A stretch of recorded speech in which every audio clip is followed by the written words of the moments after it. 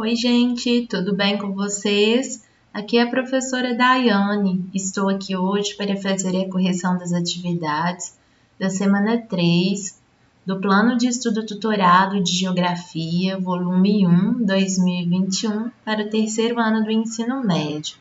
Conforme já disse, todo esse volume 1 é dedicado à revisão de conteúdos de séries anteriores.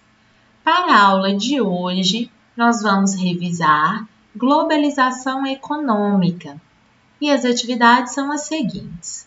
Primeira, o processo de globalização tem, na atualidade, provocado grandes mudanças, tanto nas esferas econômica, financeira e política, quanto na vida social e cultural dos povos e das nações, em escala mundial.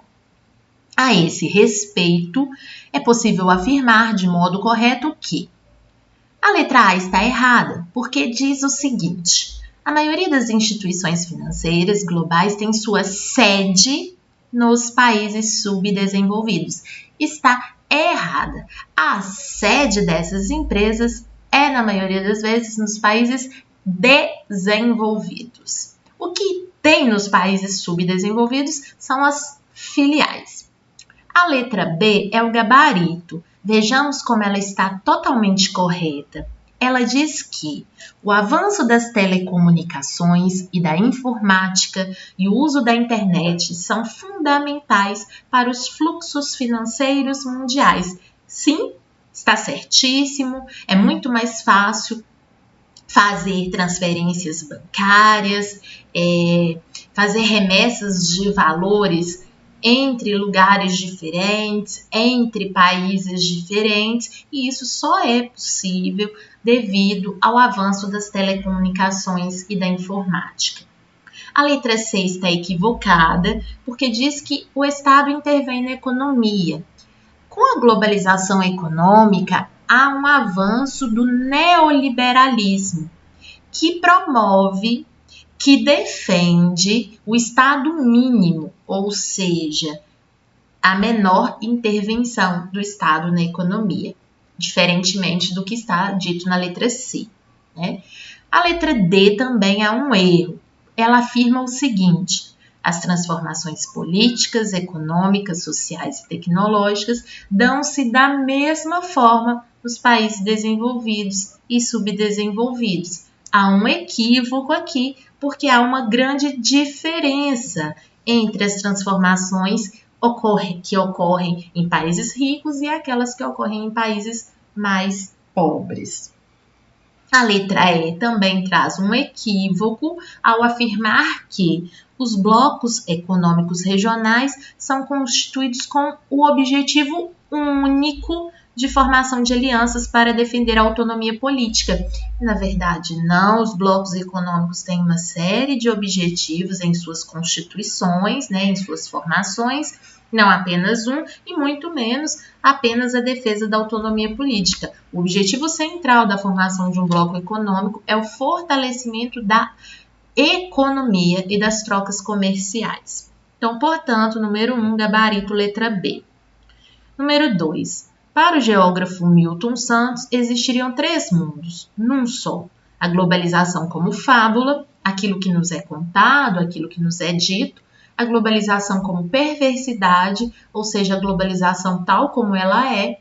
E uma outra globalização, que seria um outro mundo possível, mais solidário, mais humanitário, mais livre. Observe que aqui faço uma crítica à globalização.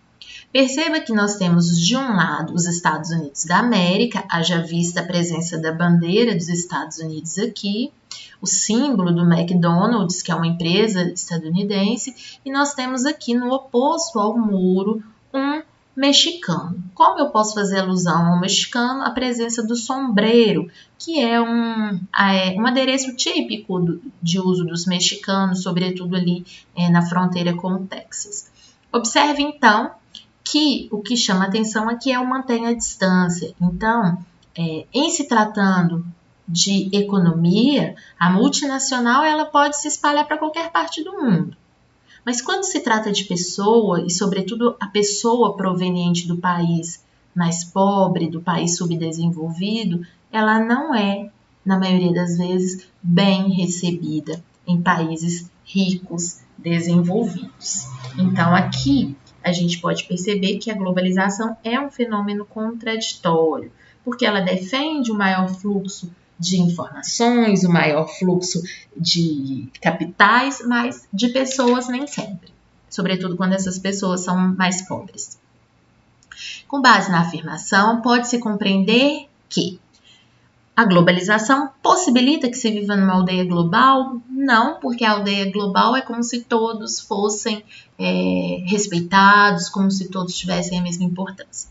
2. Permite que as fronteiras desapareçam? Está evidente aqui que não, haja vista a segurança dessa fronteira. Inclui e une todos os povos? Não, o que está dito aqui, mantenha distância. E 4. É benefício exclusivo de alguns? Correto, principalmente dos mais ricos. Então, a letra E, o gabarito. 3. Os processos capitalistas impulsionaram diversas transformações, que envolvem a circulação de informações, de pessoas e produtos por diferentes países. Foram estabelecidos diversos pontos de interconexão, que, de certo modo, aproximam sujeitos, conhecimentos e fortalecem tendências internacionais. Tal situação é potencializada por tecnologias contemporâneas, ao mesmo tempo em que evidencia significativos contrastes sociais, culturais e econômicos. Recentemente, essas transformações tornaram-se mais significativas. Esse fenômeno é chamado de, muito fácil, globalização.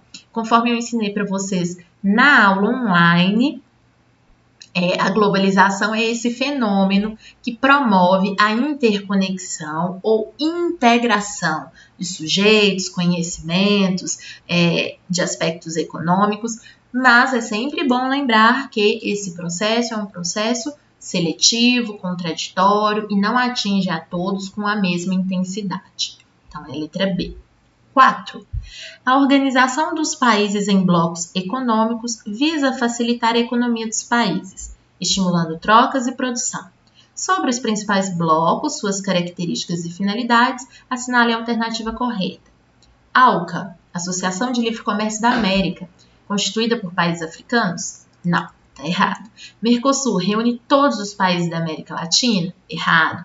Reúne Brasil, Argentina, Paraguai, Uruguai e Venezuela, suspensa desde 2016. CEI, reúne os países da Europa Ocidental? Não, reúne os países da Europa Oriental, e que são liderados não pela Inglaterra, mas pela Rússia. União Europeia, formada por todos os países da Europa? Não, é formada por 27 países da Europa, não todos. O único correto é a letra E, NAFTA, formado pelos países da América do Norte, Estados Unidos, Canadá e México. Eliminou as barreiras tarifárias entre os membros. Correto. Número 5. Quais as características da globalização representada pela tirinha? Então, observe. Ai, meu Deus, o que é isso? É a globalização crescendo.